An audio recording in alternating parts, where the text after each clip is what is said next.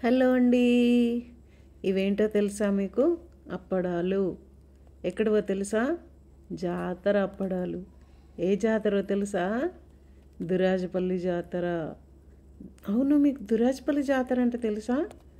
దీన్ని గుల్లగట్టు జాతర అంటారు, ఇంకా లింగమంతుల జాతర అంటారు.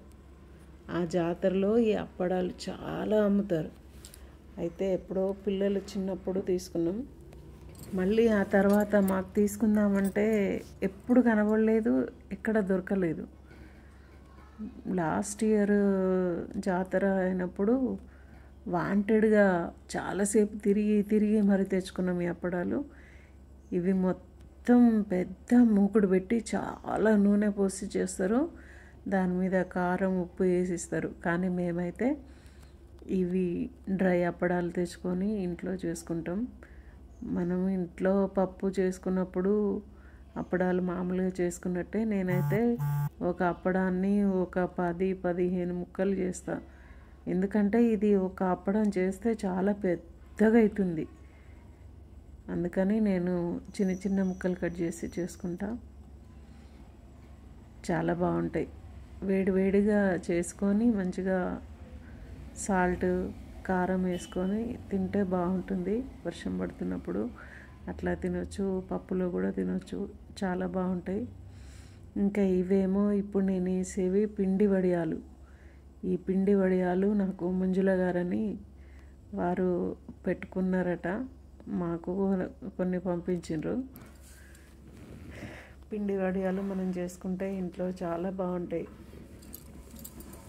ఓమా, జీలకర్ర, ఉప్పు వేసి చేసుకుంటే చాలా బాగుంటాయి. పప్పులోకి ఏవైనా బాగుంటాయి అనుకోండి. గుమ్మడికాయ వడియాలు, చల్ల మిరపకాయలు, ఇంకా పప్పులో చల్ల మిరపకాయలు వేసుకొని తింటే ఉంటుంది. ఆహా! మీకు ఎంతమందికి చల్ల మిరపకాయలు అంటే ఇష్టం చెప్పండి. అట్లాగే దురాజపల్లి జాతర, గొల్లగట్టు జాతర అదేనండి.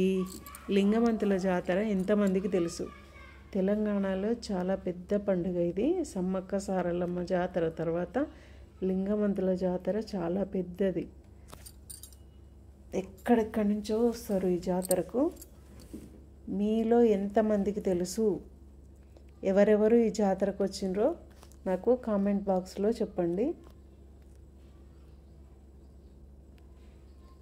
వీడియో నచ్చితే లైక్ చేయండి.